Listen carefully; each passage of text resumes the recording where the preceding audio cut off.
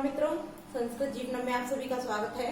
तो हम लोग अपनी साहित्य वाली कक्षा में उपस्थित हैं और अभी तक की कक्षाओं में हम लोगों ने श्रीमद् भगवद गीता के जो द्वितीय अध्याय है जिसका नाम है सांख्य योग, उसके कुल 54 श्लोकों का अध्ययन कर लिया था। तो आज उससे आगे के श्लोकों के साथ मैं आप सभी के समक्ष उपस्थित हूँ। तो जो भी मित्र हमारे साथ लाइव जुड़ चुके हैं सभी लोग वीडियो की लिंक को अपने दोस्तों के साथ शेयर कर दें, जिससे कि अधिक से अधिक लोग वीडियो के साथ लाइव जुड़ जाएं।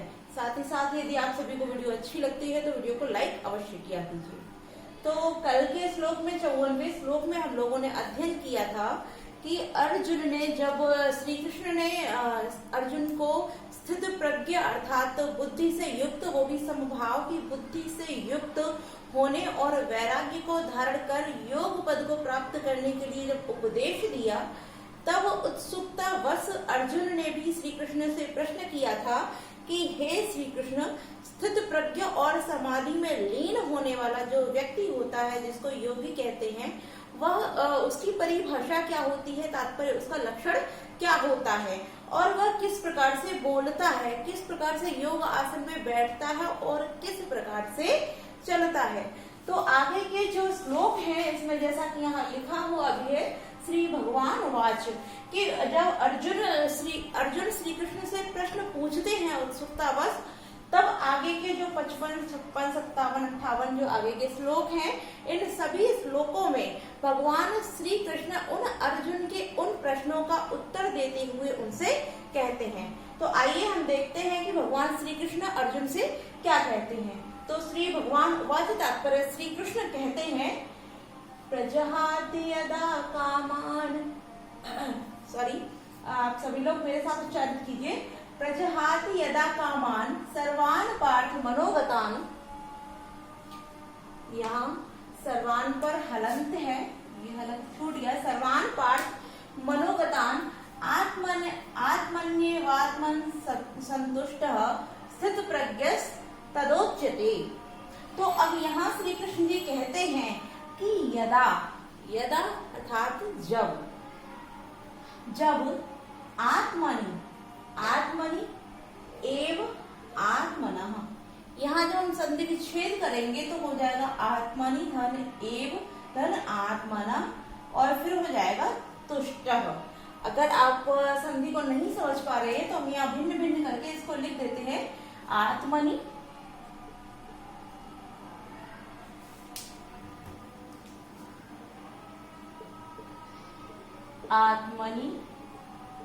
धन एव, यहाँ एव है और उसके बाद में फिर दिया है आत्मन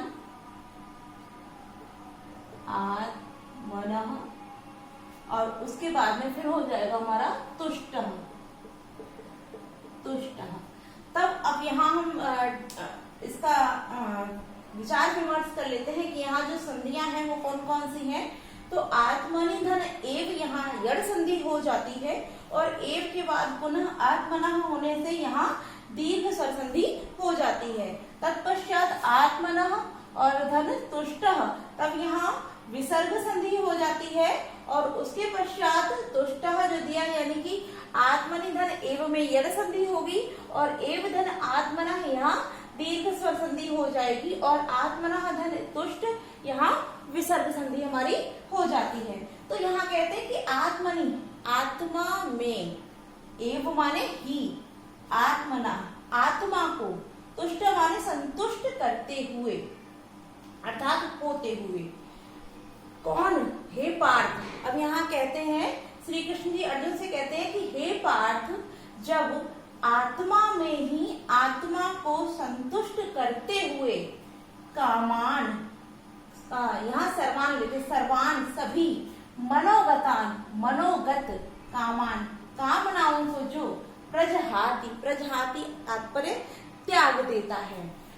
तो यहाँ श्री कृष्ण जो स्थित प्रज्ञ होता है उसका लक्षण बताते हुए कहते हैं कि हे पार्थ, हे अर्जुन, जब कोई भी प्राणी जो योगी अर्थात जो स्थित प्रज्ञ होता है वह स्थित प्रज्ञ कब होता है, तो उसका लक्षण बताते हुए कहते हैं कि जब वह आत्मा में ही आत्मा को तुष्ट कर लेता है, अर्थात वह अपने आप में ही रत रहता हुआ अपने आप के द्वारा ही संतुष्ट हो जाता है। तात्पर्य वह संसारिक मोह माया बंधनों इत्यादि का त्याग करके जब वह अपनी ही आत्मा को अपनी आत्मा के द्वारा ही संतुष्ट कर लेता है और सभी मन में आए हुए मनोगत अर्थात मन में आए हुए कामों को अर्थात भोग ऐश्वर्य काम इत्यादि जो होता है उन सभी कामों को प्रजहाति मतलब त्याग देता है, तब स्थित प्रज्ञ तदा उच्यते। तदा माने तब स्थित प्रज्ञा वाला अर्थात स्थित बुद्धि वाला उच्यते माने कहलाता है या उच्यते माने कहते हैं।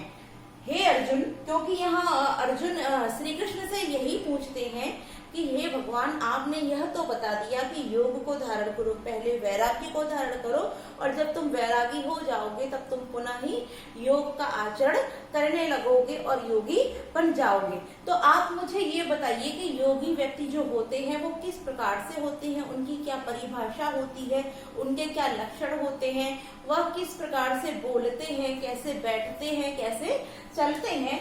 तब श्री कृष्ण जी उनको अर्जुन को बताते हैं कि जब जो व्यक्ति होता है, कौन योगी व्यक्ति जो होता है, वो अपने मन में आए हुए सभी कामनाओं को त्याग देता है और अपने आप अर्थात अपनी आत्मा में अपने आप को तुष्ट माने संतुष्ट करता रहता है। अर्थात वह बाहरी मोह माया को त्याग करके जितनी भी उसकी कामनाएं हैं इन सभी को त्याग करके अपने आप में ही जब वह संतुष्ट हो जाता है तभी वो स्थिति प्रज्ञ तब ही क्या हो जाती है, स्थित प्रज्ञ उच्चते माने हो जाता है, अर्थात तब उसको स्थित प्रज्ञ कहा जाता है या कहते हैं। ठीक है, अब यहाँ हम देखते हैं यहाँ जो कामान और शर्वान जो दोनों शब्द दिए हैं ये द्वितीय और यहाँ मनोगतान भी दिया है, तो ये द्वितीय विभक्ति बहुवचन में प्रयुक्त है और पार्थ क्योंकि यहाँ संबोधित शब्द है तो संबोधन किया गया है। और यहाँ आत्मनि एव आत्मना तुष्टः, यहाँ आत्मनि एव में यड़ संधि, एव आत्मना में दीर्घ स्वर संधि और आत्मना तुष्ट में विसर्ग संधि का अर्थात विसर्ग संधि का विधान यहाँ किया गया है। अब यहाँ लिखा हुआ तदा धन उच्यते, तदा धन उच्यते, तो यहाँ आ के बाद उ आने से यहाँ गुण संधि का विधान हो जाता है। और स्थित प्रज्ञ तदोच्यते, तो यहाँ स्थित प्रज्ञ धन तदा उच्यते हो जाएगा, तब यहाँ स्थित प्रज्ञ धन तदा में भी क्या हो जाएगी, विसर्ग संधि का विधान कर दिया जाएगा। ठीक है, तो हमारे यहाँ जो महत्वपूर्ण प्रश्न बन सकते थे उनको हमने देख लिया है। अब जो प्रश्न इससे और भी बन सकते हैं उसको भी हम देख लेते हैं। जैसे कि अगर आपसे पूछा जाता है कि श्री कृष्ण ने अर्जुन को स्थित प्रज्ञ व्यक्ति का या योगी का क्या लक्षण बताया, तब आप बता सकते हैं यहाँ जो हमारा अगर पूछा जाता है कि स्थित प्रज्ञ जो व्यक्ति है उसका क्या लक्षण श्री कृष्ण ने अर्जुन को बताया है, तो आप बता सकते हैं यहाँ जो हमारा उत्तर हो जाएगा क्या हो जाएगा कि जो अपने मन में आए हुए सभी कामनाओं को त्याग देता है और अपनी आत्मा से ही अपने आप को संतुष्ट करता रहता है वही स्थित प्रज्ञ व्यक्ति कहा जाता है, अर्थात उसी को हम क्या कहते हैं, स्थित प्रज्ञ व्यक्ति कहते हैं। अब हम अपने 56वें श्लोक की ओर बढ़ते हैं और इसमें देखते हैं कि श्री कृष्ण अर्जुन से क्या कहते हैं। तो आगे पहले वाचन कर लेते हैं, पश्चात इसके अर्थ को जानते हैं। तो आप सभी मेरे साथ दोहराइए कि दुखेषु अनुद्विग्न मना सुखेषु विगत रुप्रहा वीतराग भय क्रोध स्थित धी मुनिरुच्यते। अब यहाँ श्री कृष्ण पुनः कहते हैं कि दुखेषु अनुद्विग्न मना, दुखेषु धन अनु, तो यहाँ दुखेषु धन अनु यहाँ भी यड़ संधि का विधान किया है, अनुद्विग्न मना कि दुखों में अनुद्विग्न मन वाला, कि जो व्यक्ति कैसा हो, दुखों में जिसका मन उद्विग्न ना हो, अर्थात जिसके पास शोक आए, कोई दुख आ जाए और उस दुख में उसका जो मन है वो विचलित ना हो। आगे कहते हैं कि सुखेषु विगत स्पृहा, विगत स्पृहा कि सुखों में स्पृहा से विगत हो, अर्थात इच्छाओं से रहित हो। ऐसा नहीं है कि वो सुखों का अभिलाषी हो, तो कैसा हो, जो दुखों के आने से उद्विग्न मना ना हो, अर्थात जो उसका मन है वो विचलित ना हो और सुखों के प्राप्त होने पर उसे उनकी इस प्रमाणे कामनाओं से भी रहित हो। आगे क्या कहते हैं कि राग भय क्रोध वीत, अर्थात जो राग होते हैं, भय है, क्रोध है, इनसे सबसे कैसा हो, वीत अर्थात रहित हो, उसे किसी भी चीज की, राग अर्थात आसक्ति, अनुरक्त ना हो, भय किसी भी वस्तु से भय ना हो और क्रोध भी ना हो। तो जो राग भय और क्रोध से रहित हो ऐसे मुनियों को क्या कहते हैं, स्थित धी उच्यते, स्थित बुद्धि वाला, उच्यते माने कहते हैं। तो यहाँ श्री कृष्ण पुनः स्थित प्रज्ञ अर्थात जो स्थिर बुद्धि वाला और समाधि में स्थित होता है उसकी विशेषता बताते हुए श्री कृष्ण पुनः कहते हैं कि अर्जुन, अभी तक जो ऊपर 55वें श्लोक में उन्होंने कहा, क्या कहा कि जिसने अपने मन में आई हुई सभी कामनाओं को त्याग दिया हो, जिसने बाहरी मोह माया और सांसारिक मोह को त्याग करके जो अपनी आत्मा को अपने आप ही संतुष्ट करने वाला हो, उसे हम क्या कहते हैं, स्थिति प्रज्ञ अर्थात समाधि में लीन व्यक्ति या योगी व्यक्ति कहते हैं। आगे उन्होंने क्या बताया कि हे अर्जुन, हे पार्थ, जिसके पास दुख आए तो उसका जो मन है, मनः माने जो उसका मन है वो कैसा है, उद्विग्न ना हो अर्थात विचलित ना हो। तो विचलन से रहित मन वाला, दुखों में विचलन से रहित हो अर्थात उद्विग्न मन से रहित हो, और सुखों की वह लालसा अर्थात कामनाओं से रहित हो। तो सुखों में स्पृह विगत अर्थात उनकी सुखों की इच्छाओं से भी रहित हो। आगे कहते हैं कि वीत राग भय क्रोध, जो राग भय और क्रोध से कैसा हो, वीत रहित हो, ऐसे मुनि को हम क्या कहते हैं, स्थित धी कहते हैं अर्थात स्थित प्रज्ञ वाला व्यक्ति कहते हैं। तात्पर्य उसी को हम क्या कहते हैं, उसी को हम योगी व्यक्ति कहते हैं। तो यहाँ जो श्री कृष्ण है वो अर्जुन बार बार जैसा कि अर्जुन श्री कृष्ण से प्रश्न करते हैं कि हे केशव, आप मुझे बताइए जो योगी व्यक्ति होते हैं उसके लक्षण क्या होते हैं, वह किस प्रकार से बोलता है, उसके किस प्रकार से क्रियाकलाप होते हैं, उसका व्यवहार कैसा होता है। तो उन सभी बातों का यहाँ उत्तर देते हुए श्री कृष्ण उन स्थित धी अर्थात स्थित प्रज्ञ व्यक्ति का क्या लक्षण बताते हुए श्री कृष्ण कह रहे हैं। अब यहाँ हमारा लिखा हुआ है अनुद्विग्नम मनः, यहाँ जो हमारा अनुद्विग्न मनः लिखा हुआ है, अनुद्विग्न मनः। अब यहाँ जो हमारा समास है वो कौन सा हो जाएगा, तो अनुद्विग्न मनः में बहुब्रीहि समास हो जाता है। बहुब्रीहि समास में भी कौन सा, नए बहुब्रीहि समास हो जाता है। अनुद्विग्न मनः यस्य सा अर्थात उद्विग्न ना हो मन जिसका, तो यहाँ ना अर्थात नए बहुब्रीहि समास हो जाता है। ठीक है। अब यहाँ दुखेषु सप्तमी बहुवचन है, सुखेषु में भी सप्तमी बहुवचन है, और दुखेषु धन अनुद्विग्ना जो शब्द है यहाँ पर हमारी यण संधि का विधान हो जाता है, और मुनि धन रुच्यते जो है यहाँ पर हमारी विसर्ग संधि हो जाती है। तो आगे हम अपने अगले श्लोक की ओर बढ़ते हैं। अब क्योंकि यहाँ स्थित धी लिखा हुआ है, स्थित धी अर्थात स्थिति है धी जिसकी, तो यहाँ भी हमारा बहुब्रीहि समास हो जाएगा। और विगत स्पृहा जो है यहाँ पर भी हमारा बहुब्रीहि समास होता है।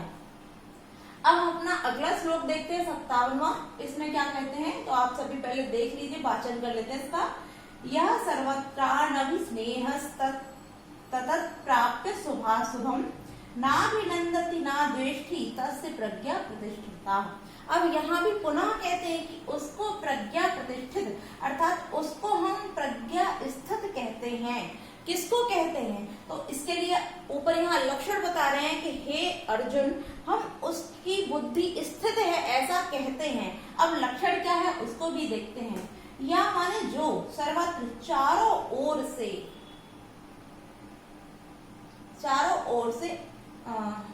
आनभि स्नेह क्या हो जाता है हमारा अनभि स्नेह, जो सब ओर से अनभि स्नेह तात्पर्य किसी के प्रति स्नेह न रखता हो। अनभि स्नेह तात्पर्य किसी के भी प्रति जिसके अंदर स्नेह ना हो।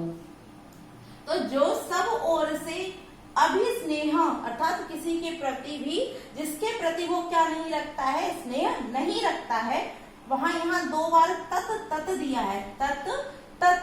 तो यहाँ उसमें उसको शुभ अशुभ, उस शुभ और अशुभ को प्राप्त होकर अर्थात प्राप्त करके न अभिनंदती, ना तो अभिनंदती माने प्रसन्न होता है, ना द्वेष्टि और ना शोक करता है। कि हे अर्जुन, यहाँ कहते हैं श्री कृष्ण के हे अर्जुन, सब ओर से स्नेह को अर्थात जिस किसी के प्रति जो स्नेह न रखता हो, जो स्नेह के भाव से रहित हो, उन सभी शुभ और अशुभ को प्राप्त करके। तात्पर्य जो योगी व्यक्ति है वह किसी भी वस्तु विशेष के प्रति अपने प्रेम को नहीं रखता है, और जिसको वह प्राप्त करता है, चाहे वह शुभ हो या अशुभ हो, उसको वह प्राप्त करके ना तो अभिनंदित, ना तो वह प्रसन्न होता है, ना द्वेष्टि और ना ही वो द्वेष अर्थात शोक से युक्त होता है। तस्य प्रज्ञा प्रतिष्ठिता, उसी को हम क्या कहते हैं, उसी को हम प्रज्ञा प्रतिष्ठित व्यक्ति कहते हैं, अर्थात उसी की बुद्धि जो है स्थित है, ऐसा हम कहते हैं।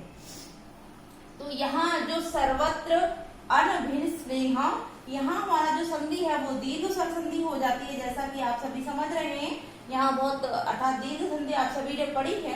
तो सर्वत्र धन अनभि स्नेह अर्थात चारों ओर से जो स्नेह से रहित हो, उसको अब क्या शुभ और अशुभ, तो यहाँ शुभम च और अशुभम च, यह द्वंद्व समास हमारा हो जाता है।